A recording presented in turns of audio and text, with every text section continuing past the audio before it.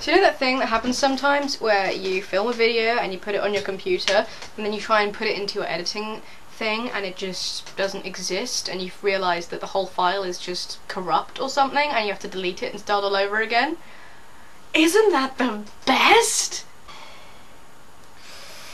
It's cool. I'm cool. We're good. We're fine.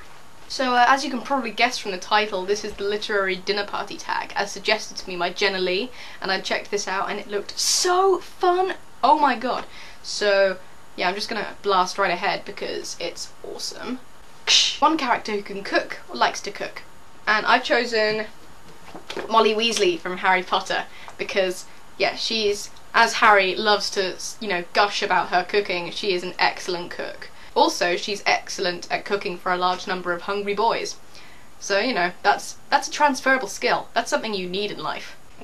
One character who has the money to fund the party. I've chosen Samuel Vimes from the Discworld series by Terry Pratchett because he's not born into money. He married into it, his wife is nobility, and now he is as well.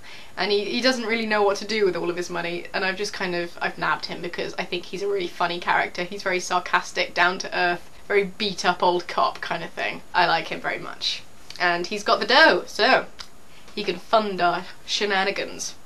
One character who might cause a scene, Dane, Verily Dane Sarastri, from the Immortals series by Tamora Pierce, because she has a kind of magic that means that she can communicate with animals, she can talk to them, and that means that whenever she goes to anywhere new, all the animals kind of flock around her and we're just like, ooh, new person, she can, you know, talk to us and stuff.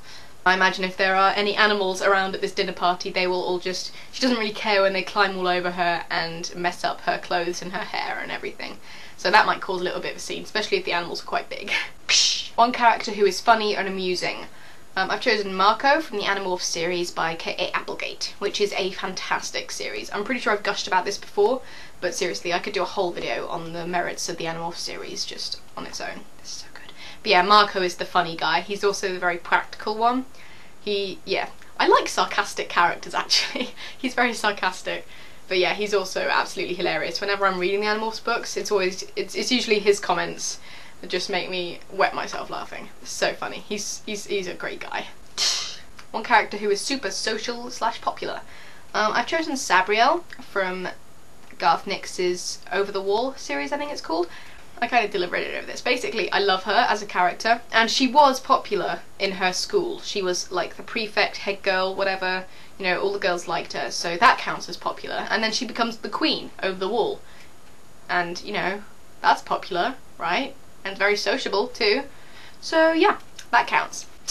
One villain. This was hard, because I like my villains complicated. And, you know, villains are always the hero in their own mind. But I didn't want a clear-cut, you know, straight-up bad guy like Lord Voldemort or something. So I've gone with Morgan Le Fay from the Arthurian Legends.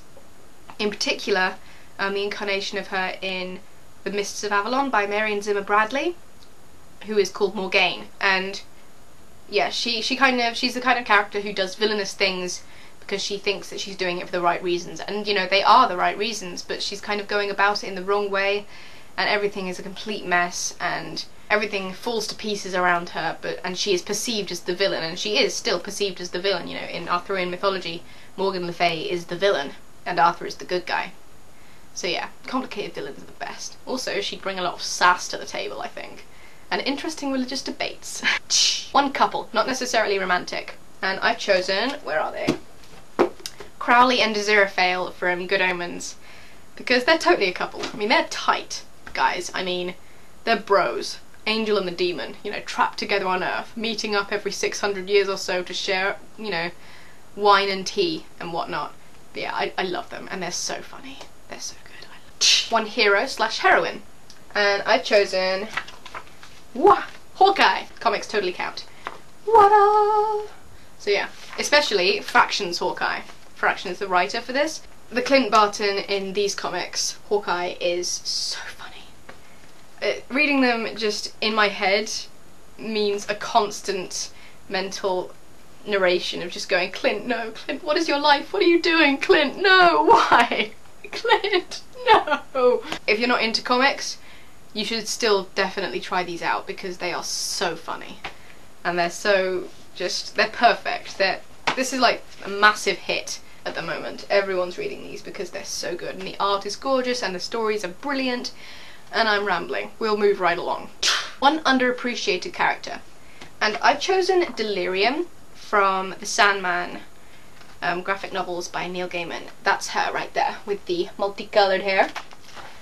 But of the Endless, these immortal beings, she is the youngest. And she's also, as her name would suggest, mad, basically. She's unhinged. Not in a necessarily bad way, she's just... yeah, she's just kind of a little bit loopy.